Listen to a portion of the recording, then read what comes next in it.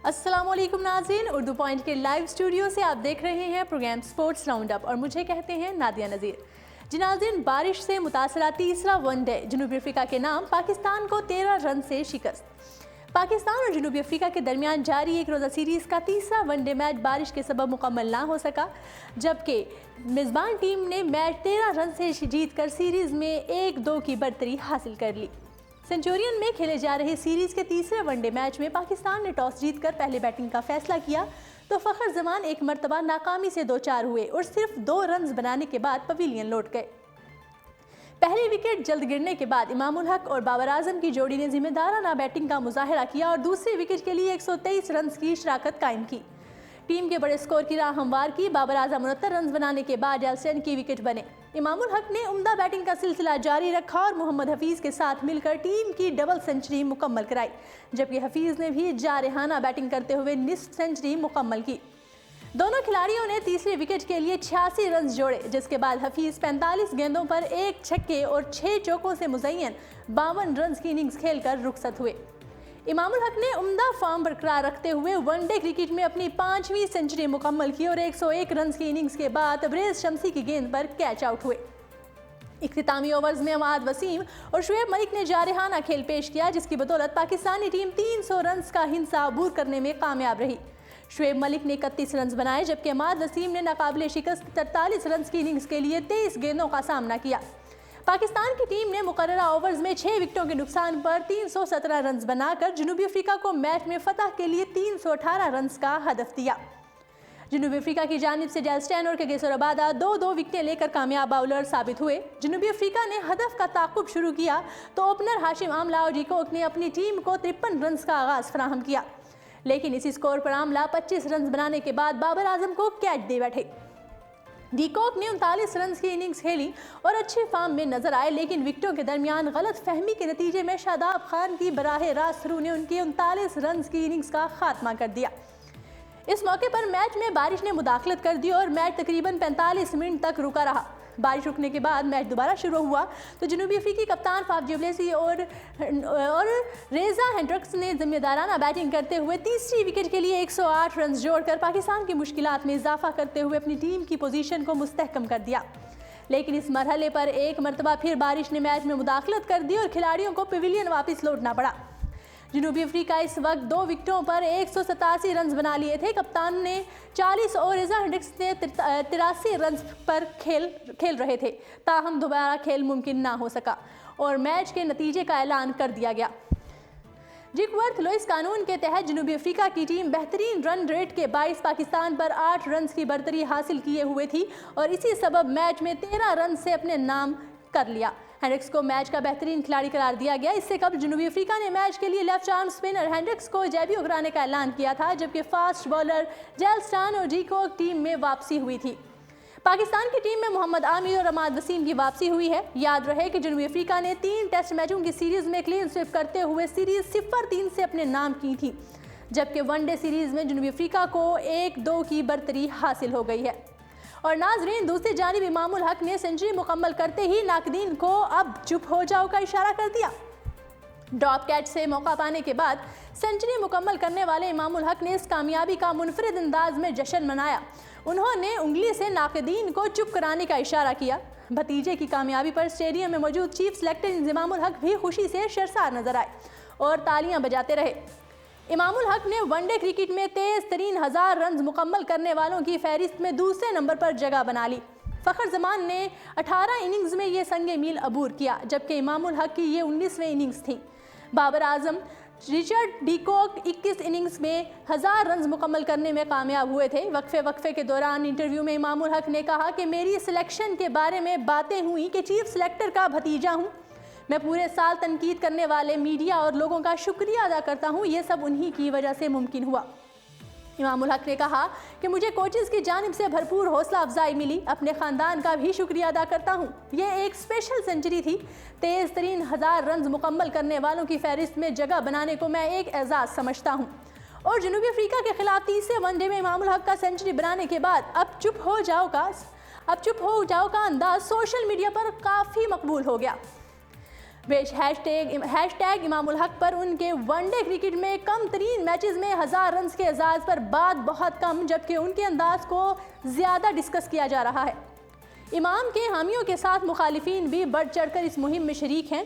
इमाम के एक फ़ैन का कहना है कि इमामुल हक है उसका नाम, जब तक हम इंज़माम का भतीजा कहकर पुकारेंगे तो ऐसा ही जवाब मिलेगा। वेल्डन इमाम, काबिलियत और अहलियत के बगैर इस इनिंग्स में 1000 रन नहीं बनते। जनूबी अफ्रीका में सेंचुरी नहीं बनती, 4 निस्फ सेंचुरियाँ और 5 सेंचुरियाँ नहीं बनती। तनकीद इसलिए ना की जाए कि इंज़माम का भतीजा है। एक सारिफ ने अपनी राय में जहां इमामुल हक को मुबारक दी, वहां वो हमेशा की तरह तनकीद करने से भी बाज ना रहे।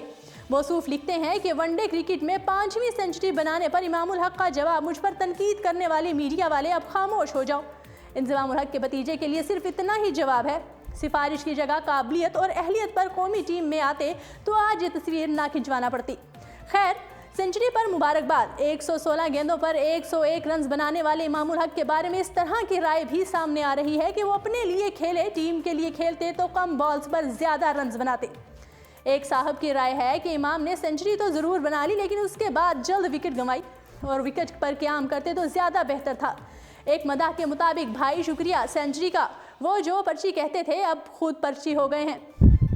अब चुप हो जाओ स्टाइल पर तारीफ और तनकीद का ये सिलसिला लगता है कि अब ख़त्म नहीं होगा। जब जब इमामुल हक बैटिंग करने आएंगे तब अब चुप हो जाओ अंदाज में लोगों को याद आएगा। वो रन्स करेंगे तो मुखालिफिन कम और मदाह ज़्यादा बात करते नजर आएंगे। अगर वो जल्द आउट होते हैं तो मुखालिफिन उन्हें इसी अंदाज में मुखातिब करेंगे कि अब चुप हो जाओ। और नाज़रीन, पाकिस्तान क्रिकेट बोर्ड PCB ने जनूबी अफ्रीका के खिलाफ T20 सीरीज़ के लिए 15 रुकनी कौमी टीम का ऐलान कर दिया, जिसमें फास्ट बॉलर मोहम्मद आमिर की वापसी हुई है। T20 में ऑस्ट्रेलिया और न्यूजीलैंड को वाइट वॉश करने वाली कौमी टीम के स्क्वाड में वकास मकसूद की जगह मोहम्मद आमिर को शामिल किया गया है। उसके साथ साथ टेस्ट सीरीज़ और वनडे सीरीज़ में जगह ना बनाने वाले आसिफ अली और साहबजादा फरहान भी T20 स्क्वाड में जगह बनाने में कामयाब हुए हैं, जबकि इमामुल हक, मोहम्मद रिजवान और शान महसूद एक रोज़ा मैचेस की सीरीज़ के बाद वापस चले जाएंगे। जारिहाना बल्लेबाजी करने वाले आसिफ अली ने जनूबी अफ्रीका की सुपर लीग में बेहतरीन कारकर्दगी दिखाई थी, जहां उन्होंने कैप टाउन के लिए 180 से जायद के स्ट्राइक रेट से 150 रन स्कोर किए थे। आसिफ अली ने अपनी T20 कैरियर में 16 मैचेस खेले हैं, जिसमें उन्होंने 140 के स्ट्राइक रेट के हिसाब से 237 रन स्कोर किए हैं। दूसरी जानिब साहिबजादा फरहान ने पाकिस्तान के लिए खेले गए अपने 3 T20 में कोई खातिर ख्वाह कारकर्दगी नहीं दिखाई थी, लेकिन अपने कैरियर के 20 T20 मैचेस में 452 रन स्कोर किए थे। टीम के हवाले से चीफ सेलेक्टर इंज़मामुल हक का कहना है कि एक मरतबा फिर सेलेक्टर्स पॉलिसी के साथ आगे जाते हुए विनिंग कॉम्बिनेशन बरकरार रखा। उन्होंने कहा कि हमारी ज़्यादा तवज्जो रवां साल ICC क्रिकेट वर्ल्ड कप पर है, लेकिन हम आइंदा साल की दूसरी शमशाही में होने वाली T20 वर्ल्ड कप की तैयारियों पर भी तवज्जो मरकूज़ किए हुए हैं। कौमी टीम जनूबी अफ्रीका के खिलाफ अपना पहला T20 मैच 1 फरवरी को कैप टाउन में खेलेगी, जबकि दूसरा मैच जोहान्सबर्ग में 3 फरवरी और आखिरी T20 6 फरवरी को सेंचुरियन में खेला जाएगा। कौमी टीम का T20 स्क्वाड सरफराज अहमद कप्तान, विकेट कीपर आसिफ अली, बाबर आजम, फ़हीम अशरफ, फ़खर जमान, हसन अली, हुसैन तलत, अमाद वसीम, मोहम्मद आमिर, मोहम्मद हफीज़, साहबजादा फरहान, शादाब खान, शहीन आफरीदी, शुएब मलिक और उस्मान शनवारी पर मुश्तमिल है। और नाजरीन, नस्ल परस्ताना जुमले पर सरफराज ने फलकवाइयों से मुलाकात करके माजरत कर ली। कौमी टीम के कप्तान सरफराज अहमद ने जनूबी अफ्रीका ऑलराउंडर एंदाल फलकवाइयों से मुलाकात करके नस्ल परस्ताना जुमले पर माजरत कर ली, जिसे उन्होंने कबूल कर लिया। जुम्मे को सीरीज़ के तीसरे वनडे मैच से कबल कौमी टीम के कप्तान सरफराज अहमद ने एंदाल फलकवाइयों से ज़ाती हैसियत में मुलाकात करके माजरत की। इस मौके पर दोनों टीमों के मैनेजर्स भी मौजूद थे। सरफराज ने ट्वीट करते हुए बताया है कि उन्होंने फलकवाइयों से मुलाकात करके अपने जुमले पर माजरत की, जो उन्होंने कबूल कर ली। सरफराज ने मजीद कहा कि उन्हें उम्मीद है कि जनूबी अफ्रीका आवाम भी दरगुजर से काम लेगी। ख्याल रहे कि सरफराज अहमद ने जनूबी अफ्रीका के खिलाफ एक रोज़ा सीरीज़ के दूसरे मैच में मतवक्को शिकस्त को देखते हुए गुस्से के आलम में जनूबी अफ्रीका के ऑलराउंडर एंदाल फलकवाइयों पर नस्ल परस्ताना जुमले कहे थे, जिसको बराह रास्त सुना गया था।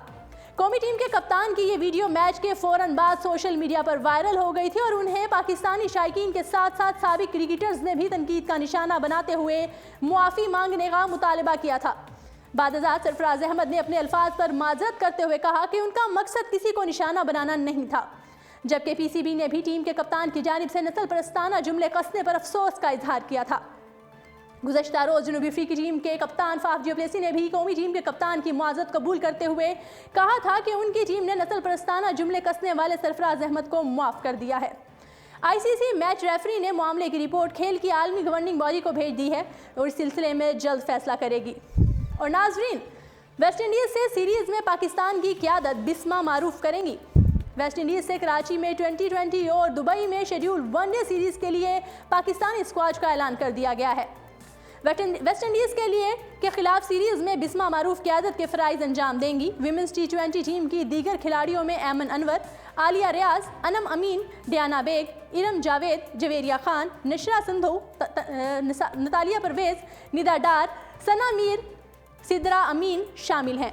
3 T20 मैचेस पर 31 जनवरी, 1 फरवरी और 3 फरवरी को कराची के साउथ एंड क्लब में शेड्यूल हैं। दरियासना दुबई में वेस्ट इंडीज़ से ICC women's championship day series के लिए भी 14 रुकनी स्क्वाड का ऐलान कर दिया गया है। कप्तान बिस्मा मारूफ के साथ ऐमन अनवर, आलिया रियाज, डियाना बेग, जवेरिया खान, कायनात इम्तियाज़, नाहिदा खान, निशरा सिंधु, निदा डार, सबा नज़ीर, सना मीर, सिद्रा अमीन, सिद्रा नवाज और उमायमा सुहेल को चुना गया है। मुकाबले दुबई में 7, 9 और 11 फरवरी को होंगे। जी नाज़रीन, उर्दू पॉइंट के लाइव स्टूडियो से यह था प्रोग्राम स्पोर्ट्स राउंड अप। खेलों की तमाम तर खबरों से आगाह रहने के लिए हमारे साथ रहिएगा।